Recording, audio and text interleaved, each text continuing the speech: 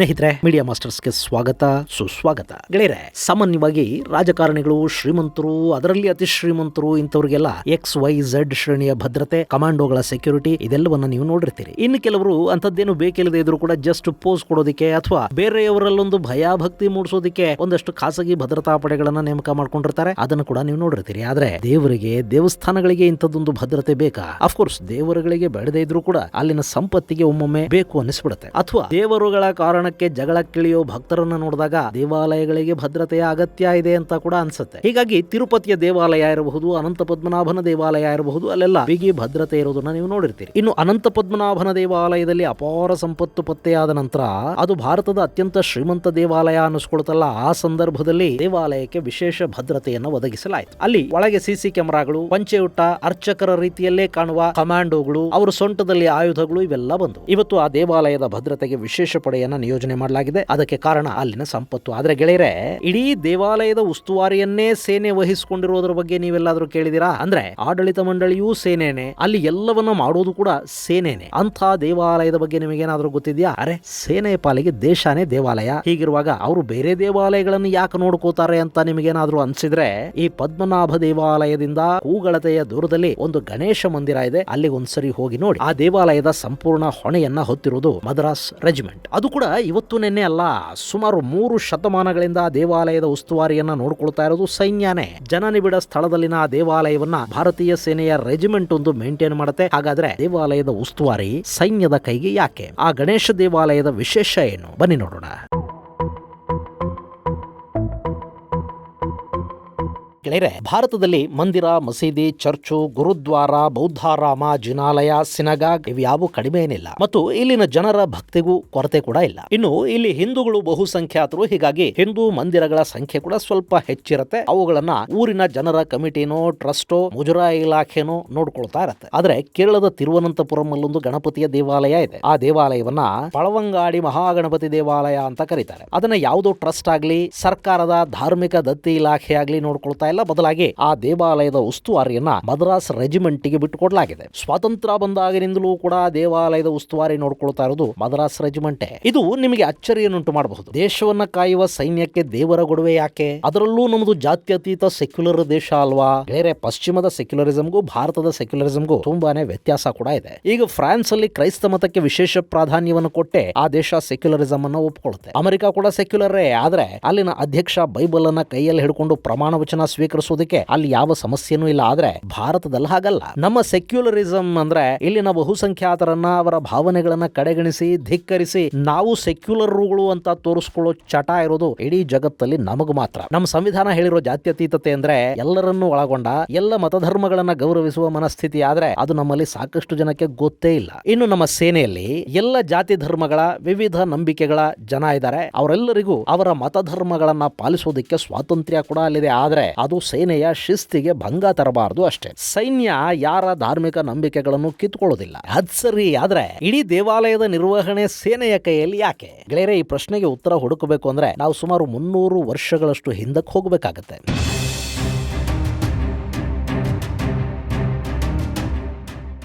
ಇವತ್ತು ಮದ್ರಾಸ್ ರೆಜಿಮೆಂಟ್ ಕೈಯಲ್ಲಿರೋ ಈ ದೇವಾಲಯವನ್ನ ನಿರ್ಮಾಣ ಮಾಡಿದ್ದು ಟ್ರಾವಂಕೂರ್ನ ನಾಯರ್ ಸೈನ್ಯ. ಈ ಹಿಂದೆ ಟ್ರಾವಂಕೂರ್ ಅಥವಾ ತಿರುವನಂತಪುರಂ ಅಂತ ಕರೆಸಿಕೊಳ್ಳಲ್ಪಡ್ತಾ ಇದ್ದ ಈ ಸಂಸ್ಥಾನದ ರಾಜಧಾನಿಯಾಗಿದ್ದದ್ದು ಪದ್ಮನಾಭಪುರ. ಆ ಪದ್ಮನಾಭಪುರದ ಕೋಟೆಯನ್ನ ಕಾಯೋದಕ್ಕೆ ಅಲ್ಲೊಂದು ನಾಯರ್ ಸೈನ್ಯವನ್ನ ನಿಯೋಜನೆ ಮಾಡಲಾಗಿತ್ತು. ರಾತ್ರಿಯ ವೇಳೆ ಕೋಟೆಯನ್ನ ಕಾವಲು ಕಾಯುವಾಗ ಅವರಿಗೆ ಯಕ್ಷಿಗಳ ಕಾಟ ಶುರುವಾಗ್ತಾ ಇತ್ತಂತೆ. ಹಾಗೆ ಈ ಯಕ್ಷಿಗಳು, ಆತ್ಮಗಳು ಸೈನಿಕರನ್ನ ಕಾಡೋದು, ಚಿತ್ರ ವಿಚಿತ್ರ ಅನುಭವಗಳಿಂದಾಗಿ ಅವ್ರು ಹೆದರೋದು ಇದೆಲ್ಲ ಹೆಚ್ಚಾಗ್ತಾ ಹೋದಾಗ ಏನು ಮಾಡಬೇಕು ಅಂತ ಗೊತ್ತಾಗದೆ ಸೈನಿಕರು ಭಯಭ್ರಾಂತರಾಗ್ತಾ ಹೋಗ್ತಾರೆ. ಆದ್ರೆ ಕಾವಲು ಕಾಯೋದನ್ನ ಬಿಡೋ ಹಾಗಿಲ್ಲ. ಹೇಳಿ ಕೇಳಿ ಸೈನಿಕರು, ಅವರಿಗೆ ಹೆದರಿಕೆ ಆದರೂ ಕೂಡ ಅದನ್ನ ಯಾರ ಬಳಿಯೂ ಹೇಳ್ಕೊಳ್ಳೋ ಹಾಗೂ ಇಲ್ಲ. ಇಂಥ ದಿನಗಳಲ್ಲೇ ಅದೊಂದಿನ ಪದ್ಮನಾಭಪುರಂನಲ್ಲಿನ ಸೈನಿಕನೊಬ್ಬ ರಾತ್ರಿ ನದಿಯೊಂದರಲ್ಲಿ ಸ್ನಾನ ಮಾಡೋದಿಕ್ ಹೋಗ್ತಾನೆ. ಅವನ ಕಾಲಿಗಲ್ಲಿ ಏನೋ ತಡಕಿದ ಹಾಗಾಗತ್ತೆ. ಅವನು ಭಯದಿಂದಲೇ ಅದೇನು ಅಂತ ನೋಡ್ತಾನೆ. ಅಲ್ಲೊಂದು ಸುಂದರವಾದ ಗಣಪತಿಯ ವಿಗ್ರಹ ಅವನ ಕಣ್ಣಿಗೆ ಬೀಳುತ್ತೆ. ಬಲಗಾಲನ್ನ ಮಡಚಿ ಎಡಗಾಲನ್ನ ಕೆಳಗೆ ಬಿಟ್ಟಿರುವ ಗಣಪತಿಯ ಆ ವಿಗ್ರಹವನ್ನ ಕಂಡ ಸೈನಿಕನಿಗೆ ಒಂಥರ ರೋಮಾಂಚನ ಮತ್ತು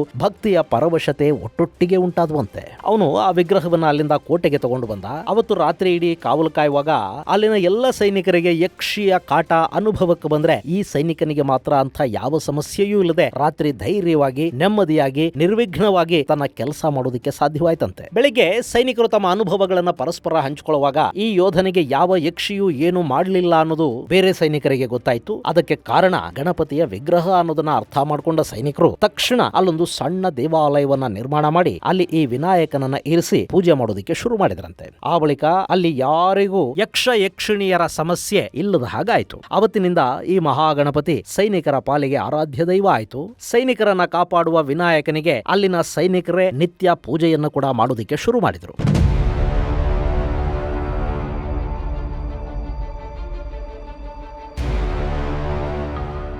ಹೀಗಿರುವಾಗಲೇ 1995ರಲ್ಲಿ ತಿರುವನಂತಪುರಮನ್ನ ಆಳ್ತಾ ಇದ್ದ ರಾಜ ಕಾರ್ತಿಕ ತಿರುನಲ್ ರಾಮವರ್ಮ ಆಡಳಿತದ ದೃಷ್ಟಿಯಿಂದ ರಾಜಧಾನಿಯನ್ನ ಪದ್ಮನಾಭಪುರಂನಿಂದ ತಿರುವನಂತಪುರಂಗೆ ಸ್ಥಳಾಂತರಿಸಬೇಕು ಅಂದ್ಕೋತಾನೆ. ಹೀಗೆ ಸ್ಥಳಾಂತರಗೊಂಡಾಗ ಪದ್ಮನಾಭಪುರಂನಲ್ಲಿದ್ದ ನಾಯರ್ ಸೇನೆಯನ್ನ ಕೂಡ ತಿರುವನಂತಪುರಂಗೆ ಸ್ಥಳಾಂತರಿಸಲಾಗುತ್ತೆ. ಆ ಸಂದರ್ಭದಲ್ಲಿ ಅವರು ಗಣಪತಿಯ ಈ ವಿಗ್ರಹವನ್ನು ಕೂಡ ತಮ್ಮ ಜೊತೆನೆ ತಗೊಂಡು ತಿರುವನಂತಪುರಂಗೆ ಬರ್ತಾರೆ. ಅಲ್ಲಿನ ಕೋಟೆಯ ಹೊರಭಾಗದಲ್ಲಿ ವಿಗ್ರಹವನ್ನ ಸ್ಥಾಪನೆ ಮಾಡ್ತಾರೆ. ಅಲ್ಲಿಂದ ತಿರುವನಂತಪುರಂನ ಪದ್ಮನಾಭನ ದೇವಾಲಯ ಕೂಗಳತೆಯ ದೂರದಲ್ಲಿ ಗಣಪತಿಯ ದೇವಾಲಯ ಸ್ಥಾಪನೆ ಆಯಿತು. ಇನ್ನು ಈಗಿರುವ ದೇವಾಲಯ 1860ರಲ್ಲಿ ರಾಜ ಐಲ್ಯಂ ತಿರುನಲ್ ರಾಮವರ್ಮ ಅವರ ಆಡಳಿತದ ಸಂದರ್ಭದಲ್ಲಿ ನಿರ್ಮಾಣವಾಯಿತು ಅಂತ ಹೇಳಲಾಗುತ್ತೆ. ಅಲ್ಲಿ ಕೂಡ ರಾಜ ದೇವಸ್ಥಾನದ ನಿರ್ವಹಣೆಯ ಜವಾಬ್ದಾರಿಯನ್ನ ಟ್ರಾವೆಂಕೋರ್ ಸೇನೆಗೆ ವಹಿಸಿ ಕೊಡ್ತಾನೆ. ಸೇನೆ ಯಾವುದೇ ಯುದ್ಧಕ್ಕೆ ಹೋಗಬೇಕಾದ್ರೂ ಮೊದಲಿಗೆ ಈ ಗಣಪತಿಗೆ ಪೂಜೆ ಸಲ್ಲಿಸಿ ಯಾವ ವಿಘ್ನಗಳು ಬಾರದ ಹಾಗೆ ನಮಗೆ ಗೆಲುವನ್ನ ಕೊಡುವಂತ ಪ್ರಾರ್ಥಿಸಿ ಆ ನಂತರ ಯುದ್ಧಕ್ಕೆ ಹೋಗ್ತಾ ಇದ್ರು ಅಂತ ಹೇಳಲಾಗುತ್ತೆ. ಇನ್ನು ಈ ಟ್ರಾವೆಂಕೋರ್ನ ಸೇನೆ ಮೊದಲ ಮತ್ತು ಎರಡನೇ ವಿಶ್ವಯುದ್ಧದಲ್ಲಿ ಭಾಗಿಯಾಗುವ ಸಂದರ್ಭದಲ್ಲಿ ಕೂಡ ಮೊದಲು ಈ ಗಣಪತಿಗೆ ವಂದಿಸಿ ತೆಂಗಿನಕಾಯಿಗಳನ್ನ ಅರ್ಪಿಸಿ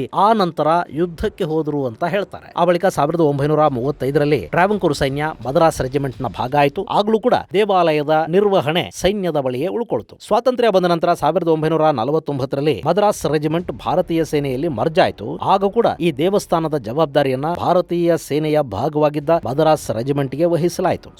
ಸುಮಾರು 300 ವರ್ಷಗಳಿಂದಲೂ ಕೂಡ ಈ ದೇವಾಲಯದ ಜವಾಬ್ದಾರಿ ಸೈನ್ಯದ ಕೈಯಲ್ಲೇ ಉಳ್ಕೊಂಡು ಬರ್ತಾ ಇದೆ. ಇವತ್ತಿಗೂ ಕೂಡ ಮದ್ರಾಸ್ ರೆಜಿಮೆಂಟ್ ಈ ದೇವಸ್ಥಾನದ ಜವಾಬ್ದಾರಿಯನ್ನು ಹೊತ್ತುಕೊಂಡಿದೆ. ಅಂದಹಾಗೆ ಈ ದೇವಸ್ಥಾನವನ್ನು ಹೊರತುಪಡಿಸಿ ಅಲ್ಲಿನ ಬಹುತೇಕ ದೇವಾಲಯಗಳನ್ನ ಟ್ರಾವೆಂಕೋರ್ ದೇವಸ್ವಂ ನೋಡಿಕೊಳ್ಳುತ್ತೆ. ಆದ್ರೆ ಗಣಪತಿ ದೇವಾಲಯದ ಆಡಳಿತ ದೇವಸ್ವಂನ ಕೈಯಲ್ಲಿ ಇಲ್ಲ, ಅದು ಸೇನೆಯ ಹಿಡಿತದಲ್ಲೇ ಇದೆ. ಗೆಳೆಯರೆ, ಈ ದೇವಾಲಯದ ಉಸ್ತುವಾರಿಯನ್ನ ಸೈನ್ಯ ತುಂಬಾ ಶ್ರದ್ಧೆಯಿಂದ ಮಾಡುತ್ತೆ. ದೇವಾಲಯದಲ್ಲಿ ಕೂಡ ಎಲ್ಲ ವ್ಯವಸ್ಥೆಗಳನ್ನ ಮಾಡಲಾಗಿದೆ. ಕೇರಳದ ಜನಕ್ಕೆ ಈ ಆಲಯದ ಮಹತ್ವ ತುಂಬಾ ಚೆನ್ನಾಗಿ ಗೊತ್ತು. ಹೀಗಾಗಿ ಇಲ್ಲಿಗೆ ಬರುವ ಭಕ್ತರಲ್ಲಿ ಕೇರಳದವರು ತುಂಬಾನೇ ಹೆಚ್ಚು. ಇನ್ನು ಈ ದೇವಾಲಯ ಪದ್ಮನಾಭ ಸ್ವಾಮಿ ದೇವಾಲಯದ ಪಕ್ಕದಲ್ಲೇ ಇದ್ರೂ ಕೂಡ ಇದು ಹೆಚ್ಚು ಪ್ರಚಲಿತದಲ್ಲಿ ಇಲ್ಲದೆ ಇರುವ ಕಾರಣ ಇಲ್ಲಿಗೆ ಹೊರಗಿನ ಟೂರಿಸ್ಟ್ಗಳು ಬರೋದು ಕಡಿಮೆ.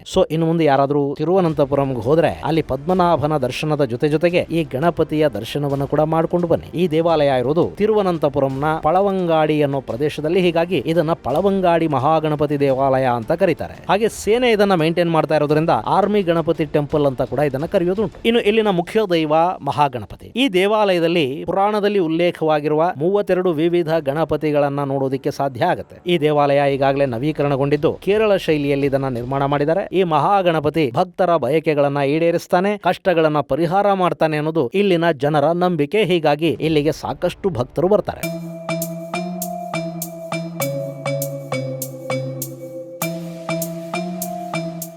ಮಹಾಗಣಪತಿಗೆ ತೆಂಗಿನಕಾಯಿಗಳನ್ನ ಅರ್ಪಿಸುವುದು ಇಲ್ಲಿನ ವಿಶೇಷ. ಹಾಗೆ ದೇವಾಲಯಕ್ಕೆ ಬಂದ ತೆಂಗಿನಕಾಯಿಗಳನ್ನ ದೇವಾಲಯ ಹರಾಜು ಹಾಕುತ್ತೆ. ಪ್ರತಿನಿತ್ಯ ಇಲ್ಲಿ ಸುಮಾರು 3,000 ತೆಂಗಿನಕಾಯಿಗಳ ಮಾರಾಟ ಆಗುತ್ತೆ. ಆ ಹಣವನ್ನ ದೇವಾಲಯದ ಖರ್ಚಿಗಾಗಿ ಮದ್ರಾಸ್ ರೆಜಿಮೆಂಟ್ ಬಳಕೆ ಮಾಡುತ್ತೆ. ಇನ್ನು ಈ ದೇವಾಲಯದ ಸಮುಚ್ಚಯದಲ್ಲಿ ಧರ್ಮಶಾಸ್ತ್ರ ಅಂದ್ರೆ ಅಯ್ಯಪ್ಪ, ಹನುಮಂತ, ಶಿವ, ಮಹಾವಿಷ್ಣು ಹಾಗೂ ನಾಗರಾಜನನ್ನ ಕೂಡ ಪೂಜಿಸಲಾಗುತ್ತೆ. ಇಲ್ಲಿ ಮಹಾಗಣಪತಿಯನ್ನ ಬಿಟ್ರೆ ಹನುಮಂತನೇ ಹೆಚ್ಚು ಪಾಪ್ಯುಲರ್. ರಾಹು ದೋಷದಿಂದ ಮುಕ್ತವಾಗೋದಿಕ್ಕೆ ಒಡೆಯ ಹಾರವನ್ನ ಹನುಮಂತನಿಗೆ ಅರ್ಪಿಸೋದು ಇಲ್ಲಿನ ಪದ್ಧತಿ. ಕೇರಳದ ಜನಕ್ಕೆ ಈ ಗಣಪತಿ ದೇವಾಲಯದ ಮಹತ್ವ ಗೊತ್ತಿದೆ. ಹೀಗಾಗಿ ಅಲ್ಲಿಗೆ ಬರೋ ಜನರ ಸಂಖ್ಯೆ ತುಂಬಾನೇ ಇರುತ್ತೆ. ಇನ್ನು ಸೈನಿಕರು ಕೂಡ ತುಂಬಾ ಭಕ್ತಿ ಹಾಗೂ ಶ್ರದ್ಧೆಯಿಂದ ಈ ದೇವಾಲಯದ ಉಸ್ತುವಾರಿಯನ್ನ ನೋಡ್ಕೋತಾ ಇದ್ದಾರೆ. ಮಂದಿರದ ಹಣದಲ್ಲಿ ಸಾಕಷ್ಟು ಸಾಮಾಜಿಕ ಕೆಲಸಗಳು ಕೂಡ ಅಲ್ಲಿ ಸೇನೆಯ ಉಸ್ತುವಾರಿಯಲ್ಲೇ ನಡೀತಾ ಇವೆ. ಇದು ಗೆಳೆಯರೆ, ಸೇನೆಯ ಉಸ್ತುವಾರಿಯಲ್ಲಿ ಶತಮಾನಗಳಿಂದಲೂ ಇರುವ ಆರ್ಮಿ ಗಣಪತಿ ದೇವಸ್ಥಾನದ ಕುರಿತಾದ ಒಂದಷ್ಟು ಮಾಹಿತಿ. ಮುಂದಿನ ಸಂಚಿಕೆಯಲ್ಲಿ ಮತ್ತಷ್ಟು ವಿಶೇಷಗಳ ಜೊತೆ ಮತ್ತೆ ಭೇಟಿಯಾಗೋಣ. ಅಲ್ಲಿವರೆಗೆ ಜೈ ಹಿಂದ್, ಜೈ ಕರ್ನಾಟಕ.